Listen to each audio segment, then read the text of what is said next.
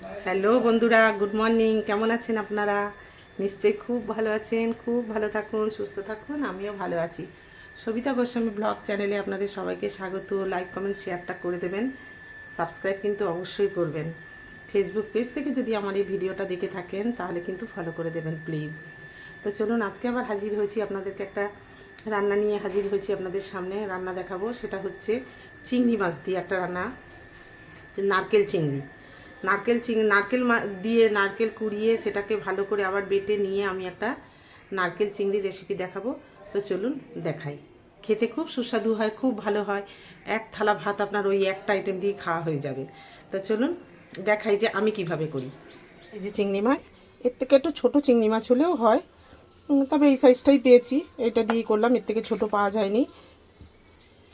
এই যে চিংড়ি মাছটা খুব ভালো করে ধুয়ে ছাড়িয়ে আমি একটু হলুদ দিয়ে রেখেছি, এতে একটু নুন দেবো। নুন দিয়ে মেখে নেবো একটু, সব কিছুই দিয়ে দেবো এর মধ্যে, দিয়েই মাখবো ভালো করে। তারপরে আমি রান্নাটা বসাবো। তার আমি কী কী দেবো এর মধ্যে সেটা দেখাই আপনাকে। আমি চিংড়ি মাছটা ভাজবো না, আমি এই কাঁচা চিংড়ি সব মেখে আমি রান্নাটা বসাবো। এই দেখুন, অল্প একটু এইটুকু পোস্ত তো আর গ্রাইন্ড করা যায় না, দানা দানা থেকে যায়, সেজন্য আমি একটু শিলে বেটে নিয়েছি 2 চামচের মতো পোস্ত বাটা। এই যে একটু সাদা সর্ষে গুঁড়ো ভিজিয়ে রেখেছিলাম সেটা, আর এদিকে তো নুন, আর এই যে কাঁচা লঙ্কাটা আমি পেস্ট করে নেব। আর রান্নাটা কাঁচা লঙ্কা দিয়েই হবে। এই যে কাঁচা লঙ্কাটা পেস্ট করব আমি। আর এই যে নারকেল নারকেল কুড়িয়ে রেখেছি, দেখুন পুরো একটা নারকেলের হাফ আমি কুড়িয়েছি, পুরোটা দিলে দেওয়া যেত, কিন্তু আমি পুরোটা দেবো না। আমি একটা নারকেলের এই যে হাফটা রেখেছি আর হাফটা আমি কুড়িয়ে নিয়েছি। এই নারকেলটা আমি একটু কুড়িয়েছি, তারপরে আমি খুব ভালো করে একটু মিক্সারে গ্রাইন্ড করে নেব। শিলে বেটে নিলে আরও ভালো হয়।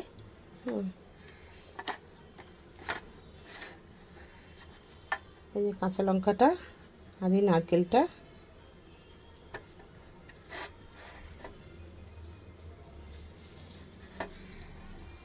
নারকেলটা আমি একটু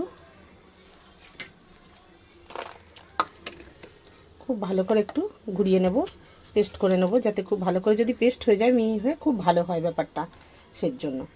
তো চলুন এটা করে নিয়ে আসি। এই যে দেখুন, আমি খুব ভালো করে এটাকে পেস্ট করে নিয়েছি, ঘুরিয়ে নিয়েছি একটু। এটা আমি পুরোটাই দেব। এখনও আমি গ্যাস জ্বালিনি, পুরোটা এতেই মেখে নেব। মেখে নিয়ে তারপর গ্যাসটা জ্বালবো। দেখতে থাকুন, স্কিপটা করবেন না। দেখুন আমি কিভাবে এই চিংড়ি আর নারকেল চিংড়ি রান্না করি।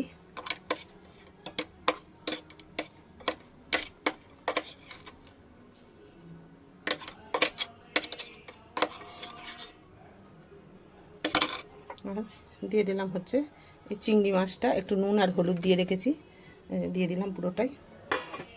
এর মধ্যে দিয়ে দেবো এই যে সর্ষেটা বাটাটা একটু ভিজিয়ে রেখেছিলাম, সেটা দিয়ে দিলাম।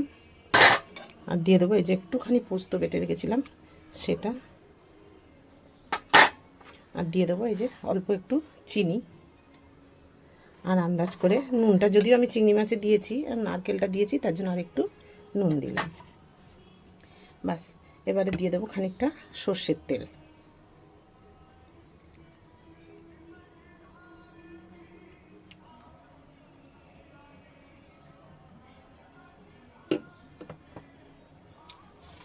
এটা খুব ভালো করে মেখে নিতে হবে।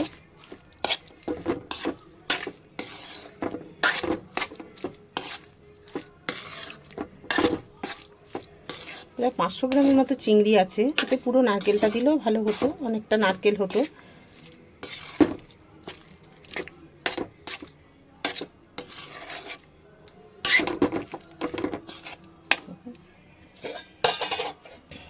এবার আমি সমস্ত মশলার জায়গাগুলো ধুয়ে ধুয়ে জলটা দেব। খুব বেশি জল দেব না, কারণ চিংড়ি সেদ্ধ হতে বেশিক্ষণ লাগে না, সেজন্য খুব অল্পই। এই যে নারকেলের জায়গাটা ধুয়ে জল দিয়ে দিলাম। এবারে আমি একটু পোস্ত আর সর্ষে রেখেছিলাম, সেটাও একটু জল দিয়ে ধুয়ে দিয়ে দেবো।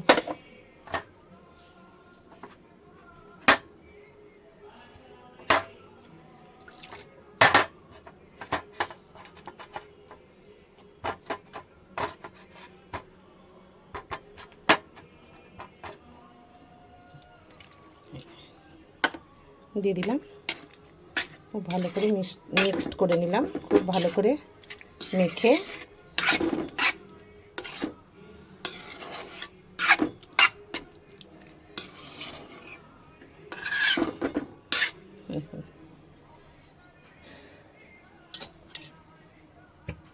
আর অল্প একটু সর্ষের তেল উপর থেকে দিয়ে দেবো, ব্যাস। গোটা দুটো কাঁচা লঙ্কা, ঝালটা যদি কম হয়ে থাকে তাহলে দুটো লঙ্কা দিলে যার ঝাল দরকার প্রয়োজন সে মেখে খেয়ে নেবে আর কি। দুটো কাঁচা লঙ্কা দিয়ে গ্যাসটা জ্বালিয়ে দিচ্ছি। এই যে দেখুন কটা কাঁচা লঙ্কা দিয়ে দিয়েছি। এবারে আমি গ্যাসটাও জ্বালিয়ে দিয়েছি। গ্যাসটা খুব বেশি বাড়িয়ে দেবো না, একদম সিম করে গ্যাসটা।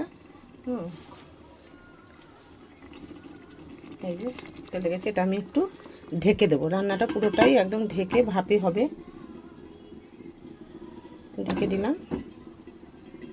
এবারে হওয়া পর্যন্ত, খুব বেশি টাইম লাগে না, হয়ে যায় খুব তাড়াতাড়ি, খুব চটজলদি একটা রান্না। তো চলুন দেখুন কতক্ষণ আমি এটা নাবিয়ে নিই। তো দেখে নিই একবার ঢাকাটা তুলে। মাঝখানে আমি একবার ঢাকাটা তুলে নেড়ে দিয়েছিলাম, নাহলে নিচে বসে যেতে পারে, সেজন্য একবার আমি ঢাকাটা তুলে একটু নেড়ে দিয়েছিলাম। দিয়ে আবার এই যে একটু নেড়ে দিলাম। আর একটু হবে, তারপরে আমি এটা নাবিয়ে নেব।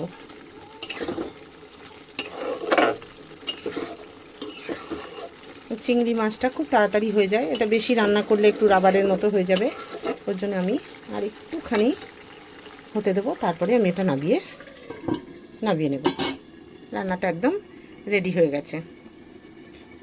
দেখুন চিংড়ি মাছ রান্নাটা একদম কমপ্লিট হয়ে গেছে। আর আমি বেশি রান্না করব না, এটাকে আমি এবারে নাবিয়ে নেব। গ্যাসটা আমি অফ করে দিলাম। এবারে আমি এই যে নাবিয়ে নিচ্ছি। নারকেল চিংড়ি রান্নাটা যদি ভালো লেগে থাকে আপনাদের, অবশ্যই একটা কমেন্ট করবেন।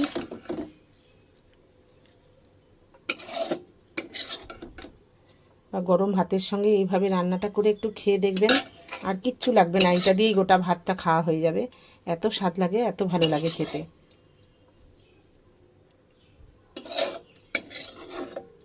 একদম শুকিয়ে গেলে ভালো লাগবে না, ওর জন্য আমি একটু নরম নরম থাকতেই নাবিয়ে নিলাম। আর বেশি রান্না করলে চিংড়ি মাছটাও শক্ত হয়ে যাবে, সেজন্য যাতে চিংড়ি মাছটা খুব সফট থাকে, তার জন্য রান্নাটা বেশিক্ষণ ধরে করলে চিংড়ি মাছটা শক্ত হয়ে যাবে।